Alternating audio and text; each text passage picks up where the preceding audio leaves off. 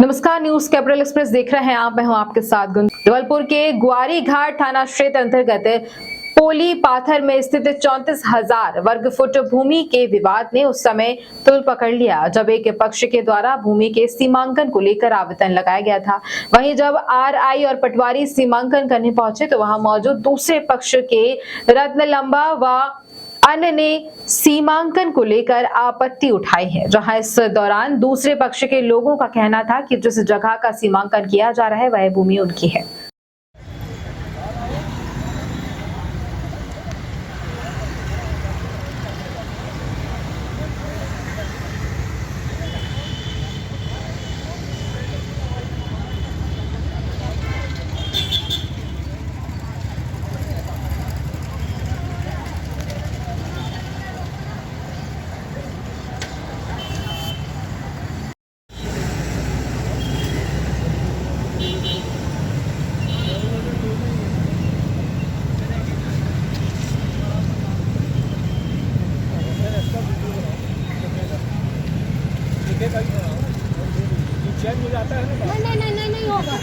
नहीं होगा, नहीं होगा।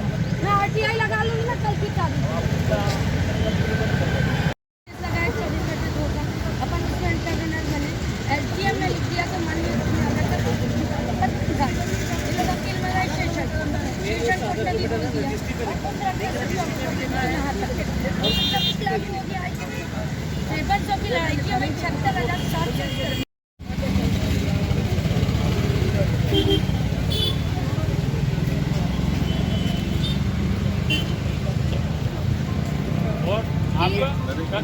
क्या कहना बोलिए हमें भैया कागज दे देना, लेकिन आप लोग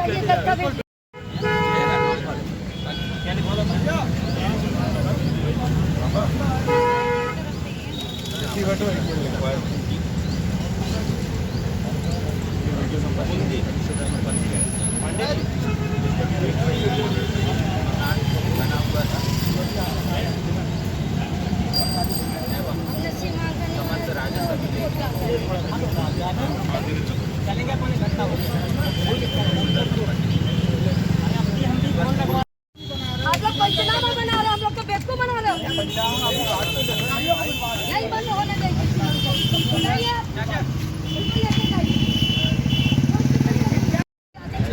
तुमने कभी किसी चीज का खंडन नहीं किया। तुमने रजिस्ट्रेशन तुमने स्टाम्प ड्यूटी रजिस्ट्री है और स्टाम्प ड्यूटी नहीं है। किसी संपत्ति पर स्टाम्प ड्यूटी नहीं होती है। शासन की संपत्ति तुम शासन की संपत्ति वहाँ पे आई तो अरे तुम्हारी अकल से बताओ ना तो पैसा नहीं दिया। टक्कर नहीं है, टक्कर फ्रॉड है, ये है वो है, जमाने की पंचायत करते हैं। हमने तो टक्कर जी को फोन लगा के वीडियो चेक करके दिखा दिया।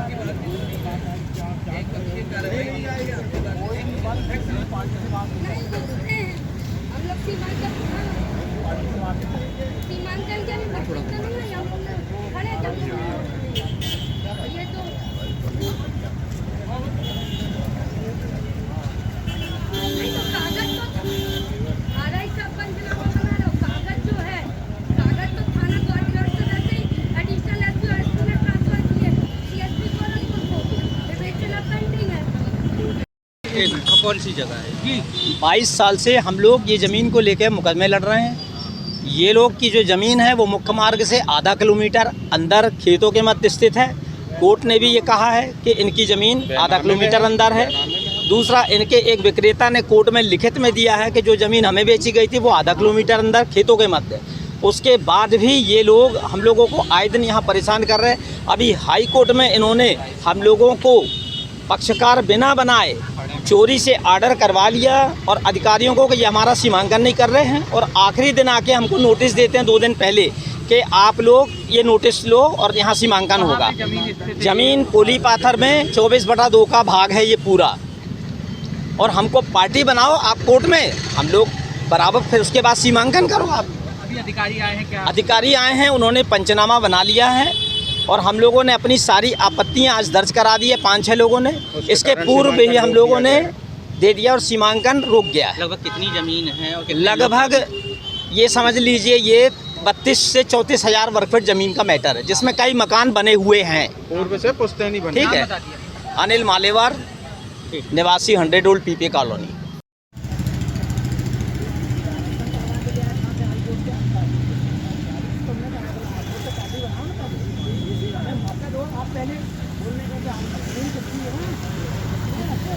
यहाँ से लेकर संगम बुक जी सर, किस प्रकार की कार्रवाई चल रही है और क्या आदेश हुए हैं आपको? न्यायालय नायब तहसीलदार गोरखपुर के आदेश दिनांक 28/12/2023 के अनुसार आज ग्राम पोली पाथर में खसरा नंबर 24/2 का नया 24/2/5 बना हुआ है, उसके सीमांकन की कार्रवाई के लिए आदेश हुए थे। उस कार्रवाई को करने के लिए हम लोग उपस्थित हुए। यहाँ मौके पर उपस्थित जो यहाँ निवासरत व्यक्ति हैं या जो काबिज हैं, उनके द्वारा आपत्ति प्रस्तुत की गई। उस आपत्ति के आधार पे हम सीमांकन रोक रहे हैं। सर, कितनी जमीन है और कितना? ये खसरा नंबर 24/2/5 24/2/5 रकबा 0.298 हेक्टेयर। आपत्ति क्यों लगाई? जी, आपत्ति क्यों लगाई? आपत्ति इनके द्वारा बताया कि इनका विविध न्यायालयों में प्रकरण चल रहा है, उसकी हम सूचना तहसीलदार साहब को देंगे, फिर उसका निराकरण करेंगे। इसके बाद भविष्य में फिर पुनः सीमांकन होगा, क्योंकि इनका सीमांकन भी माननीय उच्च न्यायालय जबलपुर के आदेशानुसार किया जा रहा था, लेकिन आपत्ति इनके द्वारा प्रस्तुत की गई, तो इनकी आपत्ति के निराकरण उपरांत सीमांकन की कार्रवाई पुनः की जाएगी। शुभ नाम। मेरा नाम शैलेश श्रीवास्तव, रेवेन्यू इंस्पेक्टर, तहसील गोरखपुर। ठीक। डायरेक्शन लेके भी आ रहे हो, तो डायरेक्शन तो लिखा ही नहीं है कि सीमांकन कर आपत्ति ला रहे हो, और चिन्हित करके उसको बुद्धि विवेक से भेजो। सबसे बड़ी बात, अभी तक तुम सब इस पे दावा ठोकते थे। इनने दीवार तोड़ी थी, कंप्लेंट हुई, तब हुआ, ये काबिज नहीं हो पाए। अब इनने उठा के वो बिल्डिंग भी कर दी और पीछे वाले मकान। मैडम, क्या हुआ यहाँ पे? संपत्ति के मूल मालिक त्रिलोकीनाथ कक्कड़ के वारसान डॉक्टर अरुण कक्कड़ की केयर टेकर की हैसियत से मैं यहाँ खड़ी हूँ। हाई कोर्ट माननीय उच्च न्यायालय ने आर्बिट्रेशन अवार्ड 11 ATJ की डिग्री को 30/11/16 में डिग्री वैलिड करते हुए उनको इकलौता मालिक घोषित किया। तब से जिस सन से रजिस्ट्री हुई है 76 से, तब से कक्कड़ जी आज दिनांक तक मौके पर भौतिक रूप से काबिज हैं और उनकी आदेश को, माननीय उच्च न्यायालय के आदेश को SDM ने स्वीकार किया और उसकी अपील में आवेदकगण में सेशन कोर्ट ने स्वीकार किया कि उच्च न्यायालय का आदेश बंधनकारी है। दिग्विजय सिंह गुजराल, महेंद्र सिंह गुजराल ऋषि एजेंसी वालों ने माननीय उच्च न्यायालय को गुमराह करते हुए एक डायरेक्शन करवाया है, जिसमें यह लिखा हुआ है कि विवेक अनुसार इनकी रजिस्ट्री के अनुसार चिन्हित किया जाए कि इनकी प्रॉपर्टी कहाँ है। और ये शासन प्रशासन को अपने मतलब रसूखदार उससे दबाव में ले रहे हैं और ज़बरदस्ती यहाँ सीमांकन करा रहे हैं। ये हमारी टोटल 76,700 स्क्वायर फीट माननीय उच्च न्यायालय द्वारा प्राप्त है और उसके ऊपर सीमा फौती का प्रकरण न्यायालय में विचाराधीन है। नायब तहसीलदार पटवारी नीलम खरे ने एक फाइल वहाँ से गायब की। मैंने इनकी 181 कंप्लेंट डाली, कल भी इनकी एक 181 कंप्लेंट रिमाइंडर हुआ। इनको कई बार नोटिस हो चुके हैं, कलेक्टर महोदय मेरिट लिस्ट में निपटाने के लिए बोल चुके हैं।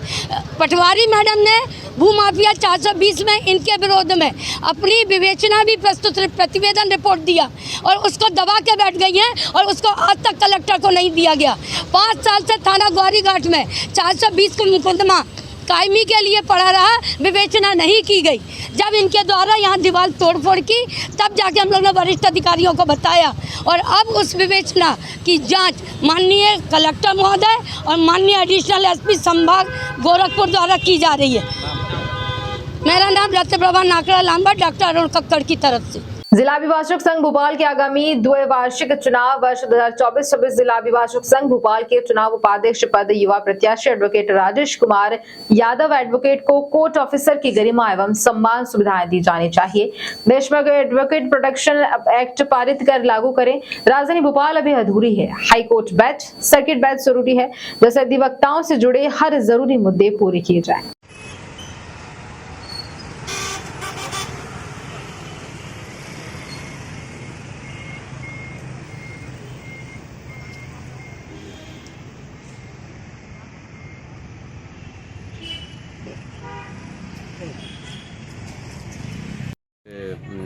सीटें रहेंगी वो जूनियरों को अलॉट कराने की कोशिश करूँगा। सर यहाँ पे ये भी देखने में आ रहा है कहीं ना कहीं कि ऐसी एक स्थिति बन रही है कि जो नए अधिवक्ता आ रहे हैं उनमें और जो पुराने हैं उनमें कोई एक आपसी तालमेल नहीं बैठ पा रहा है। इसका क्या क्या कारण मानते हैं आप?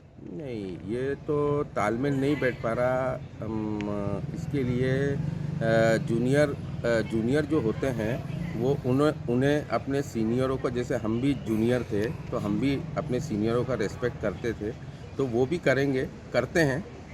अच्छा सर, एक देखने में आ रहा है सर, देखने को नहीं मिली पिछले कई दशक से देखने में आ रहा है कि एक वकीलों के लिए चुनाव के टाइम एक लॉलीपॉप दिया जाता है कि हाई कोर्ट बेंच भोपाल में, उसको किस में देखते हैं सर आप? नहीं, वो तो हाई कोर्ट बेंच की तो हम लोग काफ़ी विगत कई समयों से मांग कर रहे हैं, लेकिन वो हम लोगों के अधिवक्ता स्टेट बार के अधिवक्ताओं के कारण वो यहाँ पर नहीं आ पाएगी। क्यों? क्योंकि ऐसा नियमावली कुछ ऐसी बनी हुई है जिसके कारण प्रोटेक्शन एक्ट नहीं आ पा रहा। और दूसरी चीज़, हमारे इधर के कुछ कमियां भी हैं जिसको पूरी नहीं की जा सकती। सर ये भी देखने में आता है कि जो ये राजधानी है, राजधानी की बार एसोसिएशन जो है वो बहुत पावरफुल होती है क्योंकि सारे मुख्यमंत्री तक ही रहते हैं। फिर क्या विडम्बना है कि इंदौर के, जबलपुर के अधिवक्ता जो है राजधानी अधिवक्ता में भारी है सर, क्योंकि वहाँ पे हाई कोर्ट है। तो सर ये जो लॉलीपॉप दिया था, लॉलीपॉप कब खत्म हो पाएगा? वो हाई कोर्ट है, इसलिए ये डिस्ट्रिक्ट कोर्ट है। नहीं सर, ये जो एक वकीलों की मांग चली आ रही है, जो लॉलीपॉप दिया थी चुनाव टाइम में सर, तो लॉलीपॉप कब खत्म होगी सर? ये कौन सा लॉलीपॉप? कि सब बस ये अगली बस हाई कोर्ट बेंच भोपाल में, हाई कोर्ट बेंच भोपाल में। नहीं, ये लॉलीपॉप तो सरकार ख़त्म करे ना। तो सर कोशिश प्रयास तो आपको करना पड़ेगा सर, आप लोग हैं। नहीं, हम लोग तो करते हैं, हमेशा करते हैं। नहीं क्या सर, सिर्फ चुनाव समय ये नारा, एक चुनाव समय नारा है सर कि हमें लाओ हाई कोर्ट बेंच भोपाल में। नहीं, चुनाव के समय तो कोई नारा दिया ही नहीं जाता ये वाला। नहीं, हमें कितने साल देखते वाला, 7 साल से हो रहा है जी। चुनाव के समय नहीं होता, हम लोगों ने कई बार मांग करी है, लेकिन विडम्बना है। अच्छा सर, आप जीत के आएंगे सर तो सबसे पहले काम क्या करना चाहेंगे आप? सबसे पहले मैं वकीलों का सामूहिक बीमा करवाऊंगा। ठीक सर, दीजिए आपका। हाँ जी। मैं एडवोकेट राजेश यादव, जिला बार एसोसिएशन के द्विवार्षिक इलेक्शन में जो 24 और 26 का होने वाला है उसमें उपाध्यक्ष पद हेतु प्रत्याशी हूँ। अभी इसमें आपके सामने किन किन मुद्दे हैं जो जिसके लिए ज़रूरत है आपको संघर्ष करने? मैं एडवोकेटों के लिए सबसे पहले तो सामूहिक बीमा कराऊंगा, जो कि अधिवक्ताओं के लिए बहुत ज़रूरी है। और जिन अधिवक्ताओं की मृत्यु हो जाती है उनको तत्काल रूप से जो राशि जिला बार एसोसिएशन उपलब्ध कराती है उसके लिए मैं पूरी तरह कटिबद्ध रहूँगा। और तीसरी चीज़, जो अभी अमेंडमेंट हुआ है एडवोकेट लीगल उसमें, तो उसके लिए मैं पुस्तकालय अध्यक्ष जो भी बनेगा उसके साथ मिलके, अध्यक्ष और कमेटी के साथ मिलके high profile, high tech library में जो नया न्यू अमेंडमेंट हुआ है उसके लिए मैं पूरी तरह प्रयासरत रहूँगा। ये एक समस्या जो बड़ी देखी जा रही है कि कई अधिवक्ता ऐसे हैं जिनके पास आर्थिक कमजोर है, आर्थिक रूप से। क्या ऐसी कोई योजना है आपके पास उन लोगों के लिए जिनकी आर्थिक स्थिति कमज़ोर है? हाँ, जिनकी आर्थिक स्थिति कमज़ोर है, जो न्यू अधिवक्ता रजिस्टर्ड होके आते हैं, उनको यहाँ पर जैसे प्रीपेड के रूप में बार की ओर से मैंने साल भर के 10,000 रुपये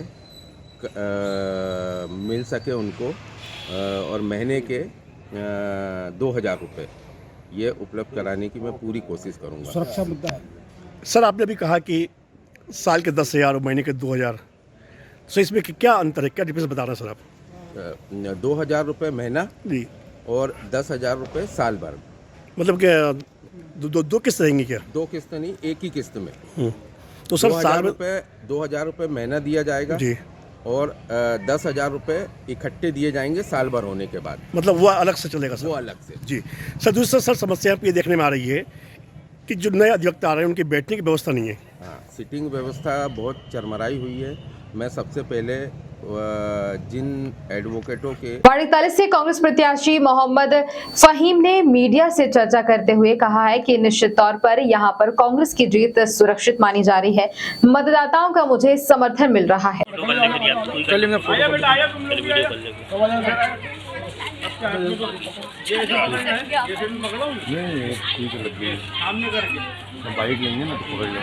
बच्चों में दिखा उत्साह, आगे जाओ मास खड़ा कर लो उसको। कांग्रेस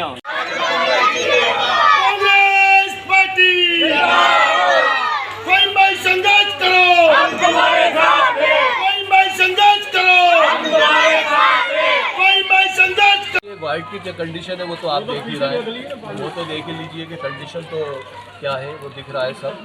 लेकिन हमें अगर कांग्रेस ने प्रत्याशी बनाया, जिस तरीके से हमने पार्टी के लिए काम करा और पार्टी ने हमारी मेहनत और लगन को देखते हुए हमें प्रत्याशी बनाया, इसी तरीके से हम वाइट के विकास के लिए हर तरीके से कोशिश करेंगे इंशाल्लाह।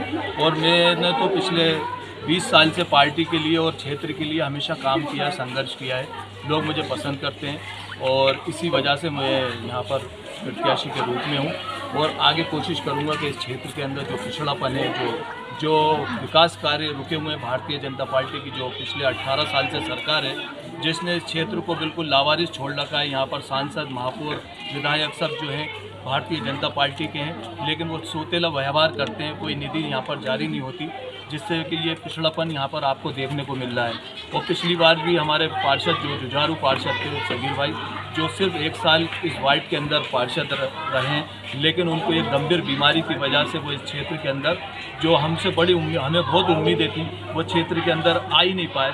और इस क्षेत्र के अंदर लोगों ने उनको इसलिए चुना था क्योंकि उन्होंने जहाँ पर वार्डों में रहे हैं वहाँ पर उन्होंने काफ़ी विकास करे, जहाँ जिस क्षेत्र में गए उस क्षेत्र के अंदर विकास करा था। लेकिन ये पिछले 1 साल से जहाँ पर देख रहे हैं आप, भारतीय जनता पार्टी के जो विधायक हैं इस क्षेत्र के अंदर कोई निधि नहीं देते, कोई कार्य करने नहीं देते। महापौर भी जो है उनकी कठपुतली बनी हुई है। बिल्कुल यहाँ पर कोई भी ऐसा काम नहीं है जो विधायक निधि या सांसद निधि या महापौर निधि से कराया गया। टोटल विभाग की क्या वजह है यहाँ पर? वजह यह है कि यहाँ पर अल्पसंख्यक बहुल क्षेत्र है, लोग जो है जिसको चाहते हैं उसको वोट देते हैं, तो उनको ये लगता है कि क्या नाम से यहाँ पर काम नहीं कराएंगे तो ज़्यादा बेहतर होगा। और उसकी एक ख़ास वजह ये है क्योंकि वो मेजॉरिटी में काम करके माइनॉरिटी में काम करना नहीं चाहते, क्योंकि उन्हें दिखाना है कि हम देखो माइनॉरिटी में काम नहीं करते, वो दिखाना चाहते हैं। क्योंकि ये भारतीय जनता पार्टी की सोच है, फिरका परस्त सोच, वो यहाँ पर उजागर होती है। वो कहते हैं कि सबका साथ सबका विकास, तो यहाँ पर सबका साथ और सबका विकास आपको देखने को मिल रहा है किस तरीके का विकास है। शिक्षा को लेकर यहाँ पर देखिए हाई सेकेंडरी स्कूल नहीं है, मोहल्ला क्लिनिक नहीं है। जहाँ पर हमारे विधायक कांग्रेस के हैं तो उन्होंने मोहल्ला क्लिनिकें भी बनाई हैं, लेकिन यहाँ के विधायक ने यहाँ पर कभी देखा नहीं है कि मोहल्ला क्लिनिक बनाए या फिर हाई सेकेंडरी स्कूल बने। कोई भी ऐसी उपलब्धि उनकी इस क्षेत्र के अंदर नहीं है। पिछले 5 साल से इस क्षेत्र के अंदर एक मेन रोड है बाफरत अफजा का, उसके अंदर 5 मरतबा आके भूमि पूजन कर चुके हैं, लेकिन उसके अंदर कोई विकास कार्य देख लीजिए आप। फहीम भाई, अब आप क्या लगता है, आपको क्या विकास होगा इस बार? बिल्कुल विकास होगा। तो लोगों से क्या कहना चाहिए? वार्ड के अंदर क्या क्या परेशानी है? परेशानी है बीजेपी के सांसद विधायक जो है यहाँ देखते ही नहीं आकर। मतलब टोटल मिला के देख लीजिए नाली गलियाँ कैसी हो रही है, मतलब मुजाहिद तो इस तरह देख सकते हैं। जबलपुर शहर में सड़क दुर्घटनाओं को रोकने के लिए जबलपुर यातायात पुलिस के द्वारा लगातार कार्य किया जा रहा है। वहीं जबलपुर शहर के 2 प्रमुख मार्गों को हेलमेट और सीट बेल्ट जोन बनाया गया है, जहां जबलपुर के सदर बाजार से गणेश चौक से पेंटीनाका चौक तक, चुंगी चौक तिराहा से इलाहाबाद चौक तक हेलमेट और सीट बेल्ट जोन बनाया गया।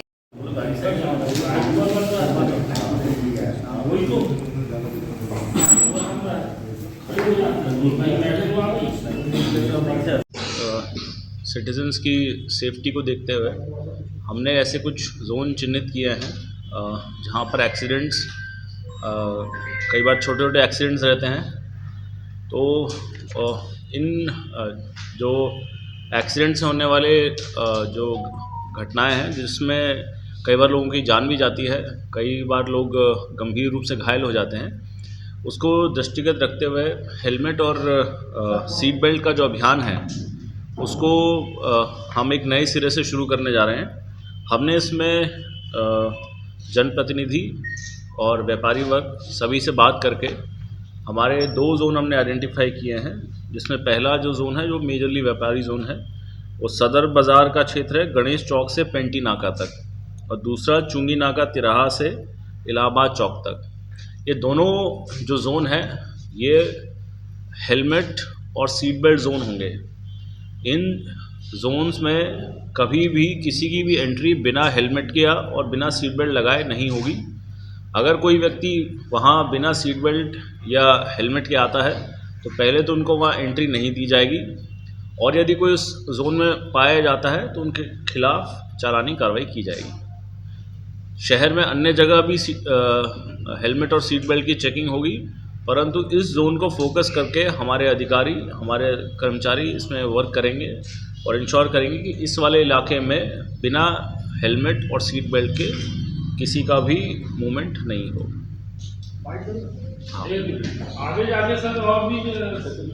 हाँ, देखिए क्या है, क्योंकि शहर बड़ा है, व्यापक है, फोर्स की भी लिमिटेशन है, तो पहले इन इलाकों को चिन्हित किया गया है और जो थाने हैं वो अपने इलाके में चेकिंग जैसे करते हैं वो करेंगे ही, परंतु इन थानों को फोकस किया गया है जिसमें सुबह 11 से 2 बजे तक, शाम को 6 बजे से 9 बजे तक।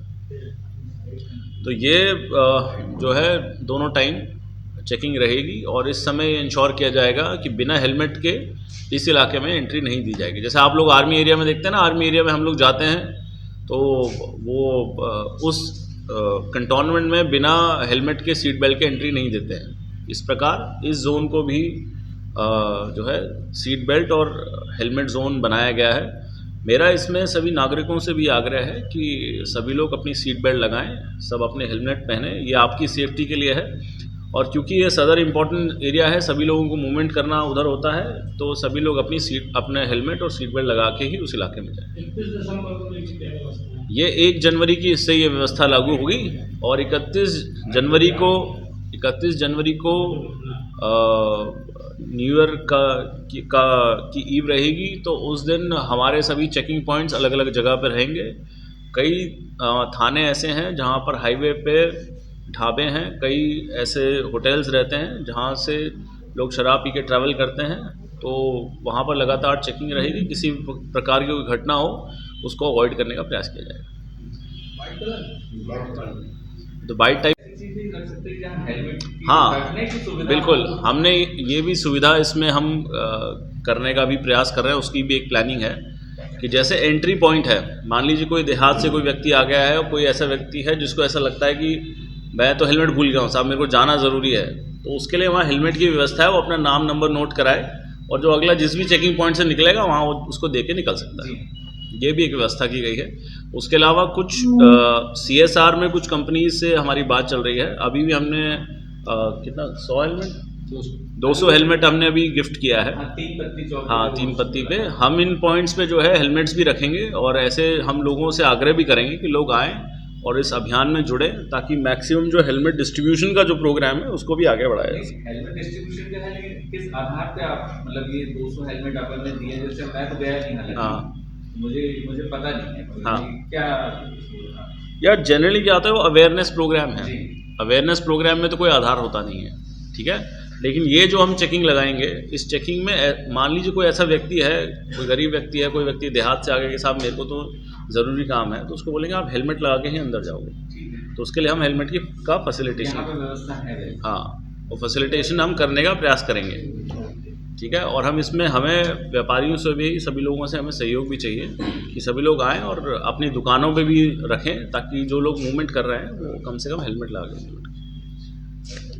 ठीक है, क्या है, चलानी कार्रवाई एक अलग चीज़ है, लेकिन उससे ज़्यादा ये है कि आदमी हेलमेट पहने। सर, 2 व्हीलर में 2 लोग बैठते हैं, तो दोनों के लिए है, दोनों के लिए दोनों के लिए अनिवार्य, उस जोन में। हाँ, उस जोन में। वैसे भी कानूनन जो है दोनों जगह ही है। दोनों पे है। हाँ, ज़्यादा सख्ती बिल्कुल देखने मिलेगी हमको ये। हाँ, यस। जिला अभिभाषक संघ भोपाल के आगामी द्विवार्षिक चुनाव वर्ष 2024 से 26 में कनिष्ठ कार्यकारिणी सदस्य पद के लिए प्रत्याशी अनंत आलोक संजर का कहना है कि विकास को लेकर अपनी दलील लाया हूं, आपके आशीष स्नेह और बहुमूल्य मत के लिए अपील लाया हूं। एडवोकेट को कोर्ट ऑफिसर की गरिमा एवं सम्मान और सुविधाएं दी जानी चाहिए। देश में एडवोकेट प्रोटेक्शन एक्ट पारित कर लागू करें। राजधानी भोपाल अभी अधूरा है, कोर्ट बेंच सर्किट बेंच जरूरी है। अगर संघ उन्हें चुनता है तो अधिवक्ताओं से जुड़े कई जरूरी कार्य किए जाएंगे।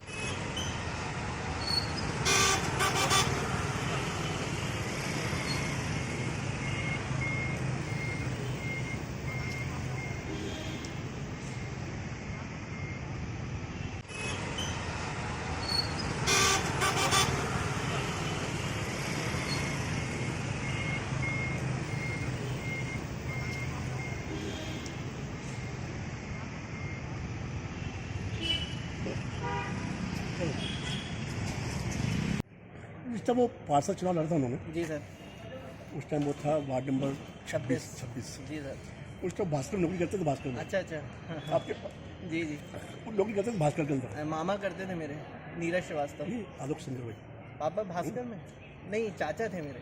नहीं, पुलिस में खुद नौकरी, पुलिस में नौकरी करी ना पुलिस में। पापा ने बहुत पहले की है। हाँ हाँ हाँ। अनंत संजर इस बार कनिष्ठ कार्यकारिणी के लिए खड़ा हुआ हूँ कोर्ट के अंदर। अभी क्या क्या समस्याएं आपके सामने हैं? बहुत सारी समस्याएं हैं, जैसे अभी यहाँ पे अधिवक्ताओं के लिए लाइट की परेशानी हो जाती है। जब लाइट चली जाती है तो अधिवक्ताओं को कई बार परेशानी का ये भी सामना करना पड़ता है कि कोर्ट में केस चल रहा है और वहाँ पे लाइट चलेगी तो घंटों अधिवक्ता खड़े रहते हैं, जिसके कारण उनका भी समय ख़राब होता है, जजेस का भी समय ख़राब होता है। ये चीज़ एक बहुत बड़ी समस्या है। फिर पानी की समस्या यहाँ पे है। पानी का भी ऐसा है कि कम से कम अच्छे आरओ जो यहाँ पे लगे, ताकि जो लोग घर से पानी लेके आ रहे हैं उनको ये सोचना नहीं पड़े कि अब हम घर जाके ही पानी पिएंगे। उसके बाद पार्किंग की समस्या है। ये कुछ समस्या है। आप युवा हैं जी, युवा दल समझते हैं जी। नए जो आ रहे हैं अधिवक्ता, उनकी बैठने की व्यवस्था नहीं है। बिल्कुल सही कहा आपने, मगर ये जो विषय है ये एक बहुत बड़ा विषय है और हम कनिष्ठ कार्यकारिणी में हैं। ये हमारा पूरा प्रयास रहेगा कि हम अपने अध्यक्ष को ये चीज़ बताएं। जैसे श्यामा प्रसाद मुखर्जी जब कश्मीर गए तो वो अटल जी को लेके गए थे, क्योंकि उन्हें पता था कि अब वो लौटेंगे नहीं, मगर उनको ये पता था कि उनका जो व्यक्ति जिसको वो लेके जा रहे हैं वो उनकी बात पूरे भारत में पहुंचा देगा। तो हमें भी हम वो ऐसे लोग चुन के आए जो उनकी बात यहाँ पे, हमारे अधिवक्ता साथियों की बात हर जगह पहुंचा सके जहां से उनका काम हो सके। आपकी पृष्ठभूमि जो है एक राजनीतिक पृष्ठभूमि है। आपके पिताजी एक बड़ा सब संघर्ष किया, उन्होंने एक बड़ा सेवा करा है प्रदेश के लिए कहीं कहीं। आज परिदृश्य से आप आते हैं जी, अब क्या कितना संघर्ष करना पड़ेगा आपको यहाँ पे? सर ये तो उनका आशीर्वाद है कि उनके नाम से मुझे बहुत सारे लोग जान रहे हैं, उनके साथ में पड़े हुए लोग हैं, उनके जूनियर हैं, उनके सीनियर हैं, जिनका स्नेह, उनका आशीष मुझे बहुत मिल रहा है यहाँ पे। और मेरा भी ये प्रयास है कि इस बार मैं अपने पिताजी के नाम से जाना जा रहा हूँ, मगर अगली बार मैं ये प्रयास करूँगा कि मेरे नाम से मेरे पिताजी भी जाने जाएँ। आपने जो सपना देखा है ये सपना हर व्यक्ति नहीं देखता जी, तो उनमें आप में क्या अंतर है? सर सपना ये है कि सर जो भी चुनाव में आते हैं या खड़े होते हैं तो वो अधिकतर यही सोचते हैं कि भाई हम क्या ले लें या क्या कर लें। तो सर मैंने इस बार ये सोचा कि क्या हम अपनी तरफ से दे दें, उसका प्रयास है सर। मैंने मान लिया जाए कि आपने एक राजनीतिक पृष्ठभूमि पे कदम रखा है, पहले कदम है आपका राजनीतिक पृष्ठभूमि में। सर सबसे पहली बात तो ये है कि जिस अभी पृष्ठभूमि पे खड़ा हूँ मैं आज वकालत की, वही बहुत बड़ी है। तो राजनीति का जो है वो कहते हैं ना कि जो स्तंभ है हमारे संविधान का, तो सबसे पहला स्तंभ तो हमारा जुडिशरी का ही है। तो मैं कहीं ना कहीं राजनीति के एक स्तंभ ऊपर ही हूँ।